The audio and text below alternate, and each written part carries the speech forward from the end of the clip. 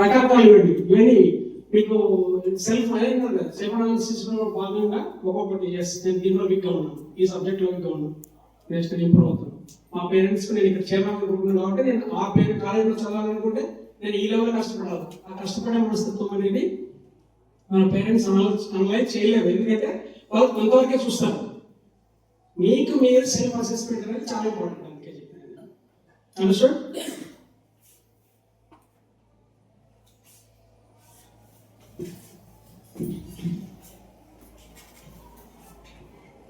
నేను ఇక్కడ ఇంకొక విషయం నేను మీతో షేర్ చేస్తాననుకుంటున్నానండి. రిజర్వేషన్స్.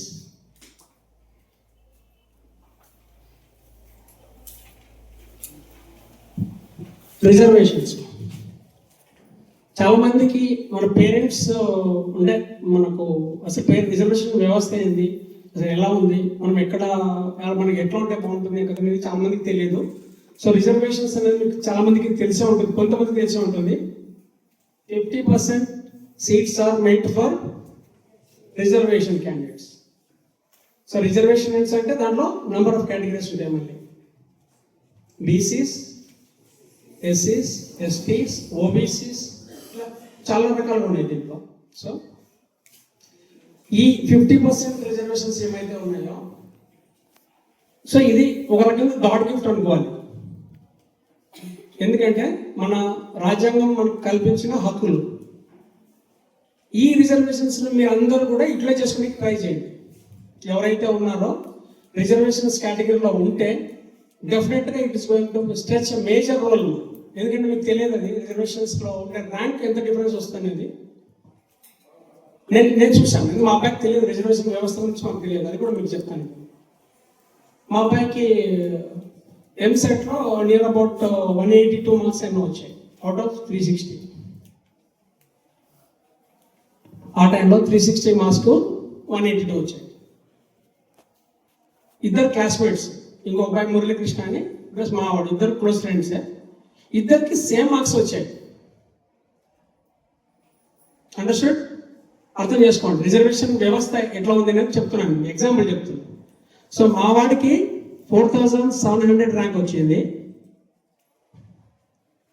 ఆ అబ్బాయి ఓబీసీ క్యాండిడేట్, అంటే బీసీలో అంటే ఓబీసీ అంటే రకరకాల బీసీలో వస్తాయి కదా.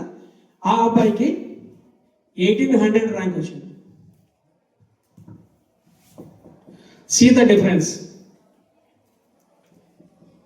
ఎందుకంటే తెలియదు మాకు చాలా మందికి రిజర్వేషన్స్. మీకు అవగాహన ఉండాలి, బట్ కాంపిటీషన్లో నేను ఉన్నానంటే ఎస్ నేను కొట్టగలను అండి. ఎందుకంటే మా అబ్బాయికి ఏమో సేమ్ మార్క్స్ వచ్చినా కూడా 4700 ర్యాంక్ వచ్చింది సమ్వేర్ ఎల్స్. ఈ అబ్బాయికి సేమ్ మార్క్స్ వచ్చినా కూడా 1800 ర్యాంక్ వచ్చింది. వెరీ గుడ్ కదా. నియర్ అబౌట్ 3000 ర్యాంక్స్ జంప్ అయ్యాడు. అంటే దీనివల్ల మనకు తెలిసి ఎందుకంటే మనకు యూటిలైజ్ చేసుకోండి. చాలా మందికి మన గవర్నమెంట్ కల్పించిన హక్కులు ఏమైతే ఉన్నాయో దాన్ని యూటిలైజ్ చేసుకోండి. చాలా మంది ఏంటంటే లైట్ తీసుకుంటారు. ఎస్పెషల్లీ ఎస్టీస్, ట్రైబల్స్ ఏమైతే ఉన్నారో వాళ్ళకి నంబర్ ఆఫ్ ఫెసిలిటీస్ గవర్నమెంట్ కల్పిస్తుంది. అరే బాబు వచ్చి చదువుకుంటారా, ఉంటే జస్ట్ పాస్ అయితే గవర్నమెంట్ జాబ్ ఇస్తామని ఎంట పడుతుంటే కూడా వాళ్ళు రాదు చదువుకోవడానికి. ఎస్సీస్లో చాలా కాంపిటీషన్ ఉంది. ఎస్సీస్లో ఇప్పుడు ఎందుకంటే చాలా కాంపిటీషన్ ఉంది. ఎస్సీస్ కానీ ఓసీస్ ఆల్మోస్ట్ ఈక్వల్ అయినారు, ఎందుకంటే కాంపిటీషన్ వాళ్ళలో వాళ్ళ కాంపిటీషన్ ఉంటుంది. సో ఇంకొక మీకు ఇదేంటంటే మీకు మంచి ర్యాంక్ వస్తే మీరు జనరల్ కేటగిరీ కూడా వెళ్ళచ్చు. మీరు రిజర్వేషన్లో ఉండాల్సిన అవసరం కూడా లేదు. జనరల్గా వస్తే మీకు అదొక అడ్వాంటేజ్ ఉంటుంది. అంటే మీరు జనరల్గా మార్క్స్ బాగా వస్తే జనరల్ కేటగిరీ వెళ్ళవచ్చు, మార్క్స్ తక్కువ వస్తే రిజర్వేషన్స్లో కూడా వెళ్ళవచ్చు. కాబట్టి ఇది ఓవరాల్గా మీకు జనరల్ సంబంధించిన కెరియర్ గైడెన్స్ గురించి ఇప్పుడు ఉండేదా? ఓకే.